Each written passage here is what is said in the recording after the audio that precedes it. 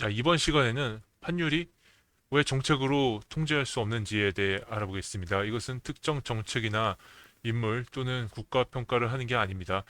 이것은 이렇게 될 수밖에 없는 구조에 대한 고찰입니다. 이 채널의 이름은 당신의 잘못이 아닙니다. 입니다. 우리가 환율을 보면 숫자부터 먼저 보게 되죠. 최근에 1500선을 뚫느냐 마느냐 그런 얘기가 많은데 이렇게 보기만 하면 단순히 숫자에 집착하게 되는 경향이 생기게 됩니다. 하지만 지금 어떻게 하고 있죠? 지금 이재명 정부에서 구두 개입하고 있고 기업들한테 달러 내놓으라고 압박을 하고 있고 개인 투자자들한테도 서학개미가 문제라면서 투자를 하지 말고 국장에 투자라는 발언을 하고 있죠. 이렇게 해서 환율이 통제가 되나요? 다들 아실 겁니다. 이렇게 해서는 환율 통제가 안 된다는 것을 모두가 알고 있습니다. 이것은 정책이나 의지 문제가 아니고 정부가 아무리 노력해도 해결할 수 없는 구조의 문제입니다. 환율의 성격부터 보시죠. 환율은 단순한 가격 상품이 아니고요. 그리고 단순한 수급 문제가 아닙니다. 물론 수급으로 가격이 결정되는 상품은 맞습니다. 하지만 이 수급에는 여러 가지 요인이 들어가게 됩니다. 환율을 한마디로 정리하면 어떤 통화에 대한 신뢰 지표입니다. 이렇게 보시면 정확합니다. 그래서 한마디로 요약하면 사람들이 이 통화를 들고 있어도 괜찮은가? 원달러 환율이라 그러면 달러에 비교해서 원화를 들고 있는 게 괜찮은 건가? 이렇게 질문을 했을 때에 대한 대답입니다. 그래서 이것을 신뢰도에 대한 집단적 답변이라고 할 수 있죠. 그렇다면 통화에 대한 신뢰를 결정하는 요소는 무엇일까요? 보통 네 가지 정도가 있습니다. 재정 건전성, 통화 정책의 일관성, 그 다음에 국가의 성장 기대, 그리고 제도와 정치의 예측 가능성입니다. 하나가 흔들리면 환율도 같이 변화하게 됩니다. 여러 요인이면 정책으로 개입한다고 해서 해결될 수 있는 성질이 아니게 됩니다. 재정 건전성이나 통화 정책의 일관성은 다들 아실 것 같고 성장 기대도 다들 아실 것 같습니다. 제도 정치의 예측 가능성 때문에 환율이 오른 게 최근에 윤석열 대통령 계엄이었죠. 그 이후에 갑자기 환율이 치솟았습니다. 이것은 앞에 세 가지가 아니고 단순히 제도 정치의 예측 가능성이 급변했기 때문에 환율이 치솟을 수밖에 없었던 겁니다. 지금은 무엇 때문일까요? 지금은 제 생각에는 재정 건전성에 빨간불이 들어오게 됐고 그리고 통화 정책의 일관성이 지금 굉장히 없죠. 일관성 있는 것 같지만 사실은 없습니다. 통화 정책의 일관성이라 하면 긴축이나 확장을 제대로 정하고 해야 하는데 지금 보시면 아시다시피 일관성이 없습니다. 그리고 성장 기대도 좀 줄어들고 있죠. 반도체가 잘 나가긴 하지만 다른 섹터들은 사실 성장을 기대하기가 어려운 상황입니다.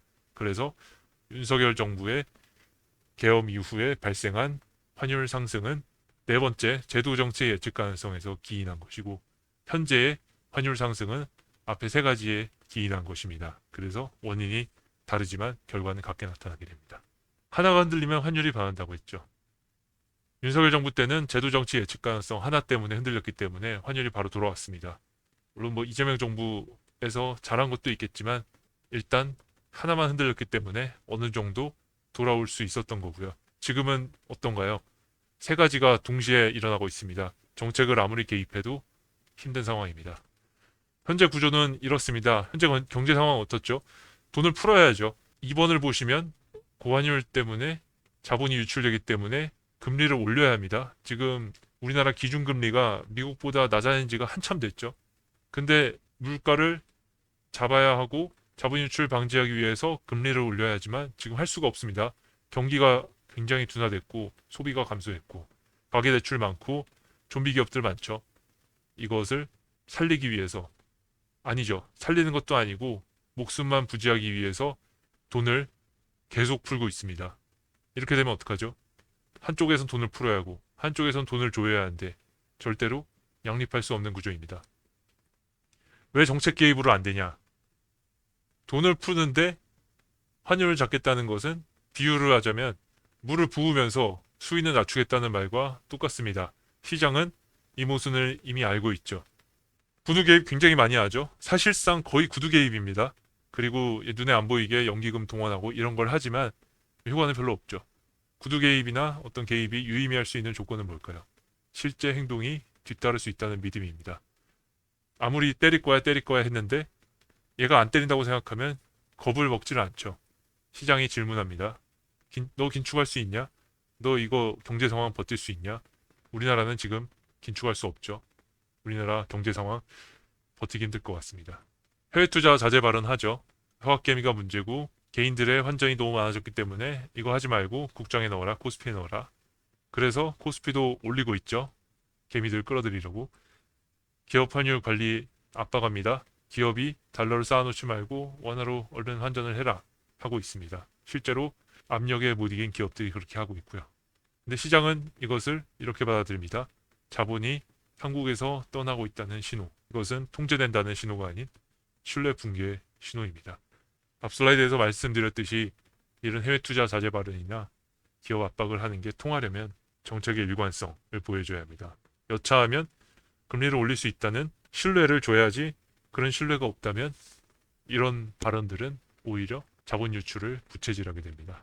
도움이 될 수 있는 방법이 있습니다. 해결은 사실 안 되고요. 압력 낮추기 정도는 가능한 해결 방법이 있습니다. 통화 스와프 예전에 했죠. 경제 위기가 올 것 같은 상황마다 한국은 미국과 통화 스와프를 배워서 신뢰를 보강했습니다. 사실 응급처치죠. 기본적인 펀더멘탈이 약한 상황에서는 약간의 시간을 끌어줄 수 있겠지만 통화 스와프가 만능은 아닙니다. 하지만 그래도 해야죠. 그리고 외부 투자 유치하는 방법이 있습니다. 이거는 대표적인 예가 IMF 사태였죠. IMF에서 구제금융으로 외화를 다량으로 넣어줬기 때문에 단기 안정이 되고 경제를 안정시킬 수 있었습니다. 하지만 장기 비용이 있죠. 외국에 우리나라의 기업과 토지 등이 종속되는 결과를 낳을 수가 있습니다. 유일한 해법은 뭘까요? 정책 일관성을 회복하는 것입니다. 하지만 굉장히 쉽지 않을 것 같습니다. 경제 상황이 어렵기 때문에. 결론 이렇습니다. 환율은 정부가 정책을 결정할 수 없습니다. 집값은 정부가 거의 마음대로 결정할 수 있습니다. 이것은 수급 문제도 아니고 정책으로 집값은 조였다 풀었다 할 수 있습니다. 하지만 환율은 아닙니다. 환율은 시장이 그 통화에 대해서 매일 다시 계산하는 신뢰 점수이기 때문이다. 신뢰가 살아있으면 개입의 효과가 있을 수 있죠. 신뢰가 흔들리면 아무리 개입해도 효과는 없습니다. 한국이 신뢰를 회복하려면 일단 통화 정책과 경제 정책의 일관성을 확보해야 됩니다. 하지만 그렇게 할 수 없는 구조적 이유가 또 있습니다. 그것은 다른 영상에서 또 찾아뵙겠습니다. 여러분은 어떻게 생각하시나요? 당신의 잘못이 아닙니다. 였습니다.